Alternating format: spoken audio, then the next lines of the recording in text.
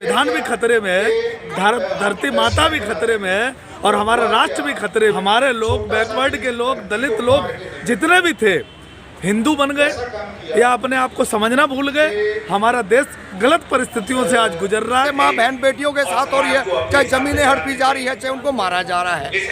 वो जो लोग आज यातनाओं जो झेल रहे हैं, वो झेल के जब जो बाहर आ रहे हैं, वो इन चीजों को समझ रहे हैं कि इस भारत देश का संविधान भारी बहुमत से जीतेगी माया बहन हमारी।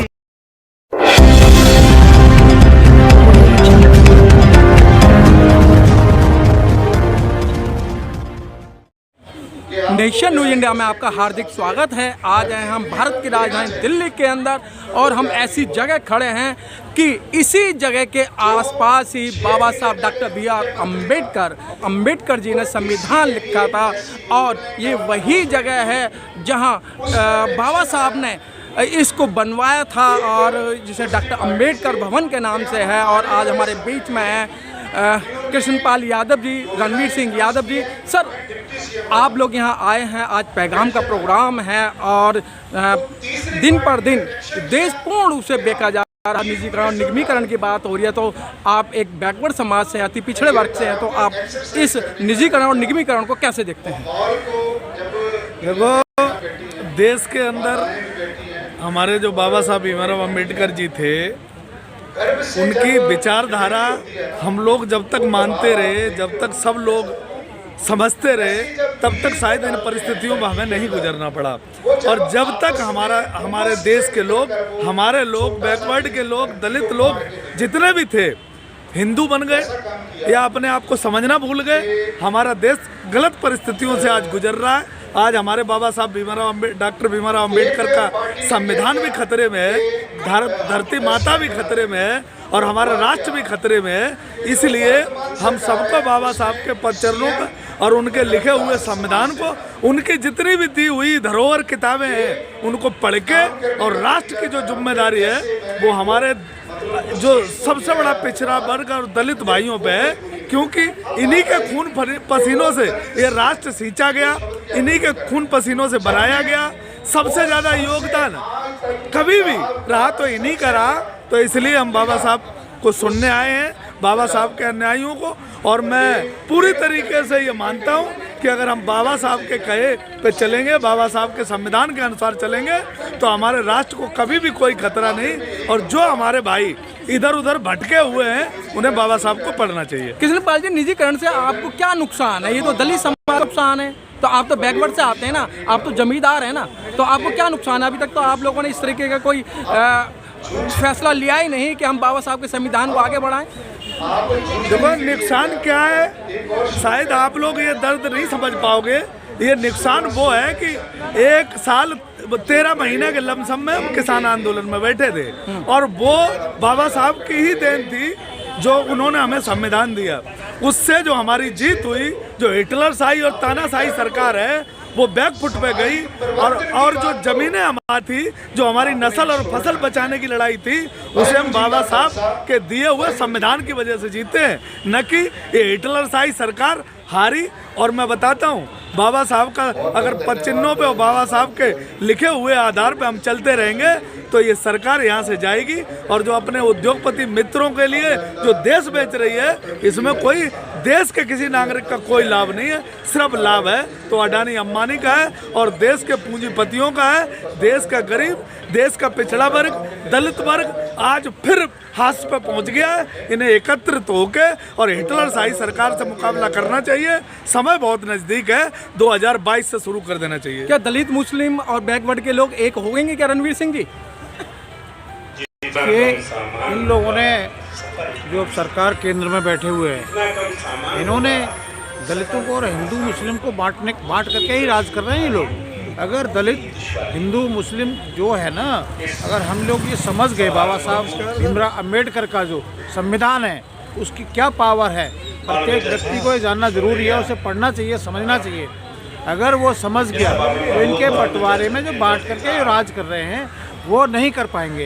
इनको खतरा दिख रहा है आप देखिए कि हमारे इस बाबा साहब भीमराव अंबेडकर की ही जो संविधान में जो हमें अपनी जो अधिकार, अपनी बात को रखने का जो अधिकार हमें मिला था, वो बाबा साहब भीमराव अंबेडकर के संविधान के से मिला हमें। और उसी के दम पर हमारा जो किसान आंदोलन चला है, देश का जो इतिहास में जब से देश की आज़ादी की लड़ाई के बाद में जो उसके बाद में जो आंदोलन हुआ है वो पहला आंदोलन है। तो एक साल मतलब जो है 383 दिन आंदोलन पर हम लोग बैठे हैं, पहले दिन से और 1 दिन तक। तो देखिए ये उसी की ताकत थी कि हमने जो है संविधान के बल पर जो हमें अपना अधिकार मिला था उसका हमने यूज किया और हमने उसको धराशायी। हमारे बीच में रामफल जांगड़ भी हैं। रामफल जी, बाबा साहब को जानते समय लेकिन बाबा साहब की मान नहीं रहे हैं, और उसी का कारण है कि अलग समुदाय में रह के अलग अलग तरीके से विरोध कर रहे हैं। अगर एक हो जाते तो आज ही नौबत नहीं आती।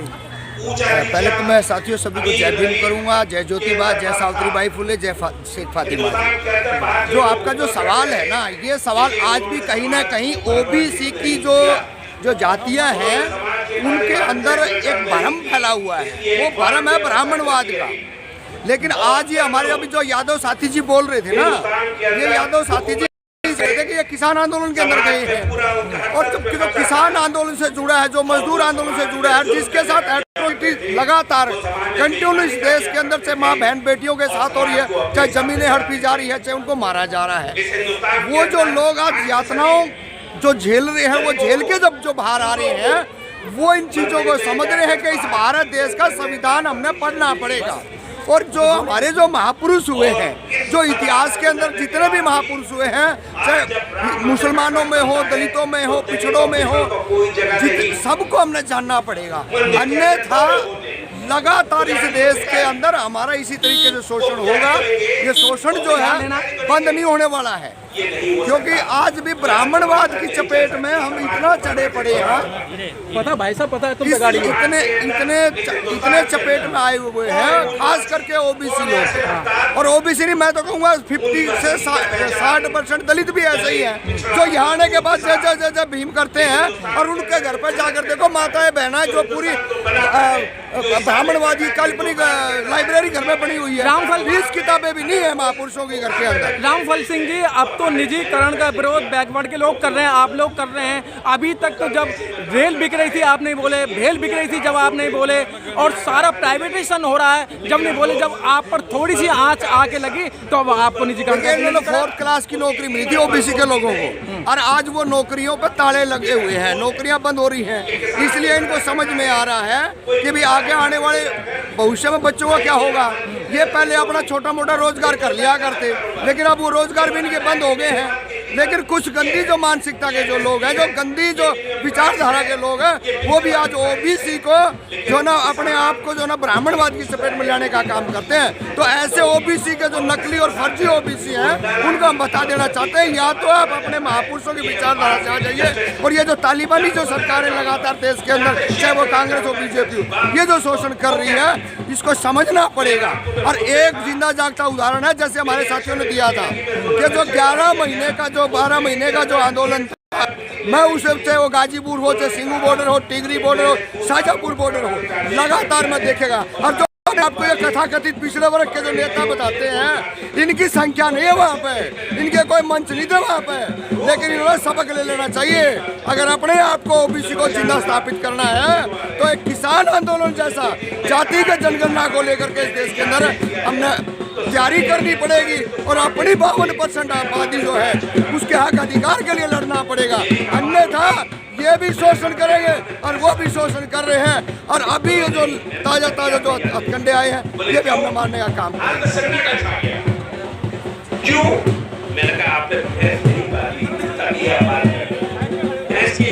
क्या रामफल जी, क्या दलित और पिछड़ा वर्ग या अल्पसंख्यक वर्ग यही ज़्यादा सताए जा रहे हैं? क्या एक होने की संभावना है? देखिए, आज की जो परिस्थितियां हैं, जिस तरीके से आज BR अम्बेडकर भवन के अंदर हम देख रहे हैं, लोग आ रहे हैं, उस हिसाब से और लगातार जो यात्राएं हो रही हैं, इससे ये लग रहा है जो हम लगातार 15 सालों से जो आंदोलन कर रहे थे, वो आंदोलन से और आज की जो परिस्थितियाँ, इसका मतलब ये लगा ओबीसी की और एससी की। बहुत सारे साथी मेरे को मिलते हैं शेड्यूल कास्ट के, वो कहते हैं जी ओबीसी नहीं जग रहा है, लेकिन मैं ओबीसी होने के नाते मेरे को पता कि ओबीसी के अंदर चेतना कितनी है। लेकिन लगातार जो डेमोराइज करा जा रहा है एससी के द्वारा भी, ये भी गलत है कि ओबीसी नहीं जग रहा। हम ये कहते हैं ओबीसी साहू जी महाराज से लेके आ जाइए, आप इतिहास देख लिए लगातार, लेकिन राज्यों में सरकारें बनी हैं। इसका मतलब ये नहीं कि ओबीसी सोया हुआ। हाँ, कुछ मनुवादी लोग हैं, कुछ गंदी सोच के लोग हैं, कुछ कानून है इस समाज के अंदर जो समाज को पीछे धकेलने का काम करते हैं। रामफल जांगड़ी, जब देश पे आपत्ति आती है तो दलित समाज ही सबसे आगे आता है, दलित समाज ही सबसे पहले लड़ता है। नहीं, देखिए ये मैं नहीं कहूँगा कि दलित है, सामूहिक है। कितने बड़े जो आंदोलन हुए हैं, चाहे वो 2 अप्रैल का लगा लो या चाहे एससी एक्ट के ऊपर लगा लो, सारे हर जगह थे। लेकिन ये जो बात कही जा रही है कि दलित ही लड़ता है, ये भी ओबीसी को चुभती है। ये नहीं कहना चाहिए, पार्ट है ये। ओबीसी इस देश का सबसे बड़ा पार्ट है, आता है। मैं वही कह रहा हूँ, कुछ मनुवादी जो लोग हैं वो गलत कर रहे हैं। आज आप देख लीजिए, विजिट कर लीजिए ना, यहाँ पे अभी भी जो जनसंख्या है उसमें 50% ओबीसी मिलेगा, लेकिन ये कहा जा रहा भाजपा लड़ वही रहा है। लेकिन इसी भ्रम का फायदा उठा करके ब्राह्मणवादी जो लोग हैं, जो ब्राह्मण व्यवस्था को चलाने वाले लोग हैं, वो अपना हथकंडे में ताकत के साथ आगे बढ़ते हैं। ठीक है। सबसे बड़ी यही प्रॉब्लम है कि हम बटे हुए संगठनों में आज ये तय करिए कि एक संगठन बनेगा, हम सब एक साथ चलेंगे, हम एक साथ मिशनरी काम करेंगे, हम एक साथ देखेंगे।